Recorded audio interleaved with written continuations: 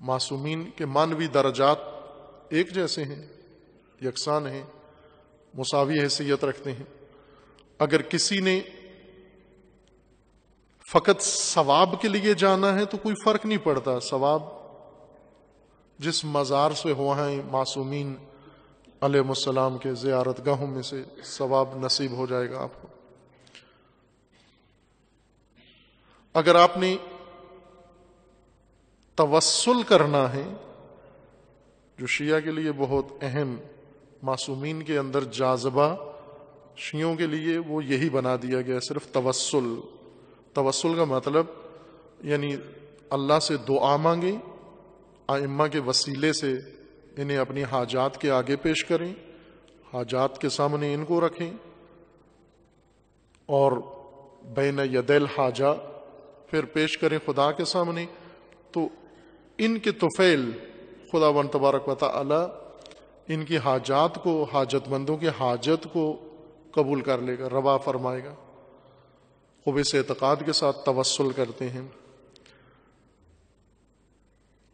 یہ پہلو سب کے اندر یکساں ہے۔ توسل کے لیے کسی ایک معصوم کی کوئی خصوصیت نہیں ہے، تمام معصومین، جس طرح دعائیں ہیں توسل کی، تمام معصومین کا ذکر ہے، اس میں امام حسین کا بھی ذکر ہے اور دیگر معصومین کا بھی ذکر ہے۔ لیکن خود معصومین علیہ السلام کے اندر امام حسین کی نسبت ایک الگ اہتمام ہے۔ اگر درجات میں سے دیکھیں، درجات ولایت و درجات معنوی کے لحاظ سے دیکھیں، معصومین علیہ السلام ہی کی روایات میں ہے کہ امیر المومنین کا درجہ ائمہ ہدی میں سب سے اعلیٰ ہے، سب سے برتر ہے۔ اور اس کے بعد اگر ولایت کے درجات میں سے دیکھیں تو امام عصر کا درجہ ولایت کے درجات میں علماء نے روایات میں بیان ہوا ہے، اور علماء نے ذکر کیا ہے کہ امام عصر کی ولایت کا درجہ اعلیٰ ہے بہت۔ اسی وجہ سے ائمہ ہدی، امام حسین علیہ السلام خود آرزو کرتے ہیں کہ اے کاش میں سپاہ مہدی میں ایک سپاہی ہوتا۔ میں حسرت ہے ائمہ کو کہ ہم عصر امام مہدی میں ہوتے اور ان کے پرچم کے نیچے ہوتے ہم۔ یہ خود نشانیاں ہیں، قرائن ہیں امام عصر کے مرتبے اور مقام کے اوپر۔ لیکن اس کے باوجود کہ عصمت مشترک خصوصیت ہے، امامت مشترک خصوصیت ہے، معنویت مشترک خصوصیت ہے، ہر چیز میں شریک ہیں، اس کے باوجود تمام ائمہ ہدی علیہ السلام نے اہتمام کیا ہے سید الشہداء علیہ السلام کے متعلق۔ زیارت میں تاکید ہے امام حسین کی زیارت کی، بلکہ بعض علماء نے ذکر کیا ہے کہ اتنی تاکید ہے روایات کے اندر کہ لگتا ہے واجب ہے یہ زیارت۔ بزرگ فقہا نے کیوں اتنی تاکید ہے؟ مقام مشترک ہے، ثواب ایک جیسا ملتا ہے، مزار سارے مقدس ہیں، ایک جیسے ہیں،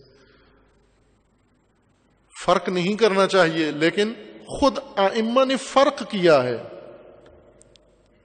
کسی مزار کے متعلق اتنی تاکید نہیں ہے جتنی سید الشہداء کے متعلق ہے۔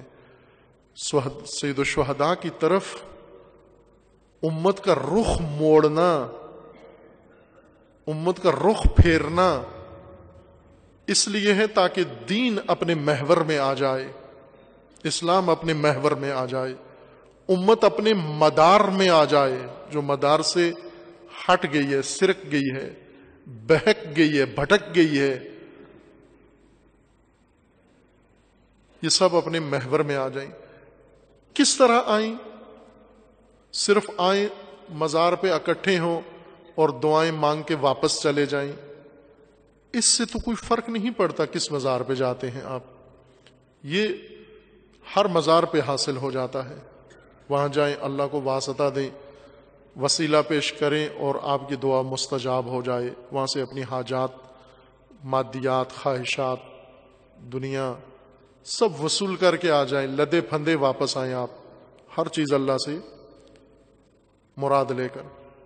انسان کی گمشدہ چیزیں مل جاتی ہیں، بیماریاں شفا پا جاتی ہیں، اور گمشدہ افراد مل جاتے ہیں، اسیروں کی رہائی ہو جاتی ہے، سزائیں معاف ہو جاتی ہیں۔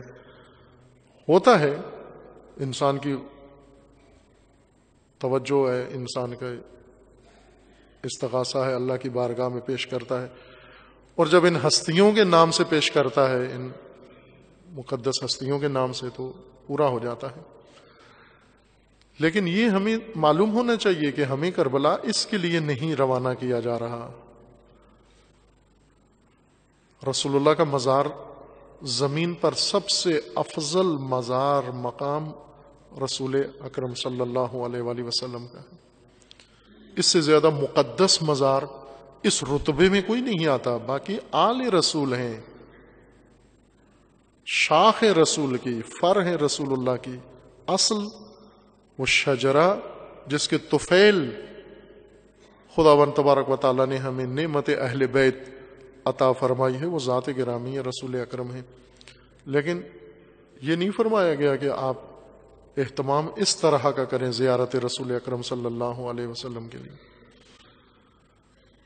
صرف سید الشہداء کے لیے۔ سید الشہداء کے مزار پہ کیوں جائیں؟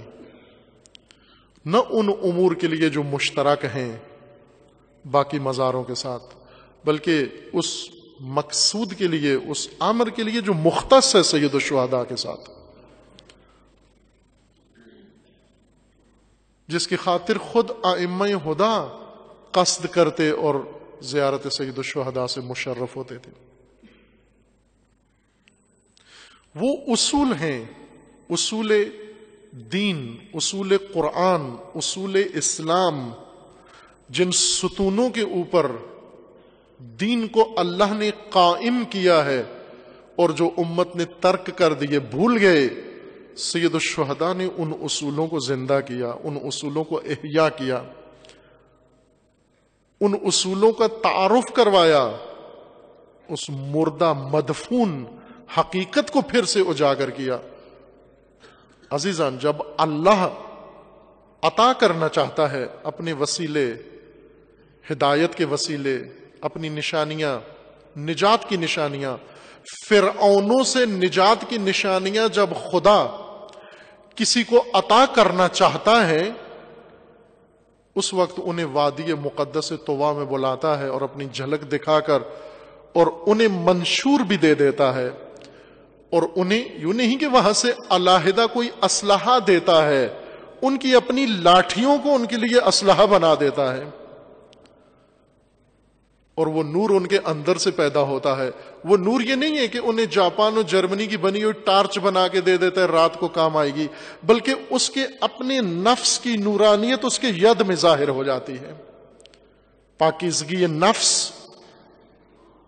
بدن سے نور بن کر پھوٹتی ہے، ید بیضا بن جاتا ہے،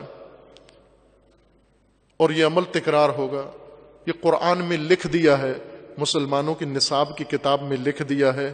فرعونوں سے نجات کے لیے، موسیٰ تیار کرنے کے لیے وادی مقدس طوا ہے، اس وادی مقدس طوا میں موسیٰ جیسے پاک صفت آئیں اور آ کر اپنے خدا کی بارگاہ میں جھلک دیکھیں، نشانی دیکھیں، اور پھر اس کے بعد منشور بھی لے کے جائیں اپنی ملت کی نجات کے لیے، اور اسلحہ بھی لے کے جائیں، وہی جو لاٹھی اپنے ہاتھ میں ہے، اپنے دشمنوں کو سرکوب کرنے کے لیے، اور ید بیضا بھی لے کے جائیں، اللہ کی روشن اور واضح نشانی لینے کے لیے۔ کربلا وہ وادی مقدس طوا ہے جس پر تمام ملت اسلامیہ کو دعوت ہے، وہ رخ موڑا ہے، اس وادی کی طرف جاؤ اگر فرعونوں سے نجات چاہتے ہو۔ لیکن پاکیزگی شرط ہے، نور خدا دیکھنا کربلا میں شرط ہے۔ وہ عصا دیکھنا شرط ہے. امام خمینی نے اسی کربلا سے سب کچھ لیا ہے. امام نے فرمایا ما ہرچ داری سید الشہداء داری، جو ملا اسی نور طور سے ملا، اسی صحرائے طور سے ملا، اسی کربلائے طور سے ملا، اسی طور عاشورہ سے ملا. ہرچ داری السید الشہداء داری، جو بھی ہے حسین سے لیا ہے. جب ایک موسیٰ کربلا میں جاتا ہے، مشرف ہوتا ہے مزار حسین ابن علی سے، یہ وادی طویٰ سے اقتباس کرتے، خدا سب کچھ دے دیتا ہے، لیکن نہ کہ مدد بیرونی ممالک کی مدد تمہیں پہنچے گی، نہ، بلکہ وہ ید بیضا وہیں پہ عطا ہو جاتا ہے. امام خمینی کو ید بیضا وہیں پہ عطا ہو جاتا ہے، وہ عصائے طاغوت شکن وہیں پہ عطا ہو جاتا ہے. وہ عصا کس شکل میں ہوتا ہے؟ وہ عصا ان اصولوں کی شکل میں ہے. وہ عصا عزم ہے، وہ عصا ارادہ ہے، وہ عصا انسان کے اندر ہے. کربلا عزم ساز میدان ہے، میدان عزم ہے، نہ میدان بزم ہے، میدان عزم ہے.